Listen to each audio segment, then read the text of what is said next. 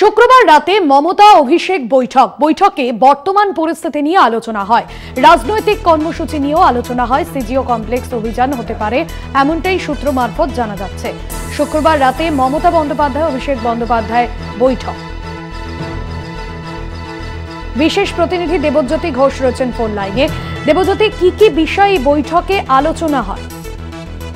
দেখো ভাস্বতী, গতকাল রাত্রে অভিষেক বন্দ্যোপাধ্যায় কালীঘাটের বাড়িতে মমতা বন্দ্যোপাধ্যায়ের সঙ্গে তিনি সাক্ষাৎ করেন এবং সেখানে প্রায় কয়েক ঘন্টা ধরে বৈঠক হয়।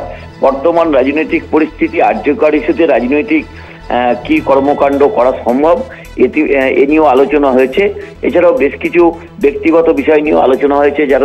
কারণ যেহেতু অভিষেক বন্দ্যোপাধ্যায় তার চোখের সমস্যায় ভুগছেন, তা নিয়েও বেশ কিছুদিনের মধ্যেই তিনি একটু কলকাতার বাইরে যাবেন চিকিৎসার জন্য। সেই জায়গাতে দলের পক্ষ থেকে বেশ কিছু কর্মসূচিও কিন্তু ইতিমধ্যেই ঘোষণা করার সম্ভাবনা রয়েছে। একদিক থেকে অত্যন্ত গুরুত্বপূর্ণ, যেহেতু এই মামলাটি সিবিআইয়ের কাছে রয়েছে, সেই সিজিও কমপ্লেক্সে অভিযান তৃণমূল কংগ্রেসের পক্ষ থেকে হতে পারে এবং সেখানে দাবি থাকবে যে অবিলম্বে বিচার চাই।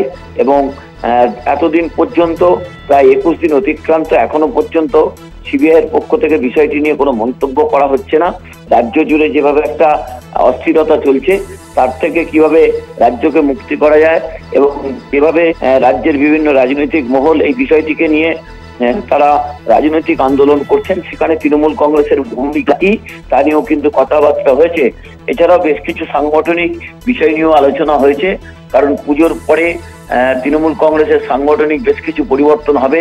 বেশ কয়েকজন জেলা সভাপতি পরিবর্তন হতে পারে এবং সাংগঠনিক বেশ কিছু কোলনলচে বদলের সম্ভাবনা রয়েছে। তা নিয়েও কিন্তু অভিষেক বন্দ্যোপাধ্যায় ও মমতা বন্দ্যোপাধ্যায়ের বৈঠক অত্যন্ত গুরুত্বপূর্ণ।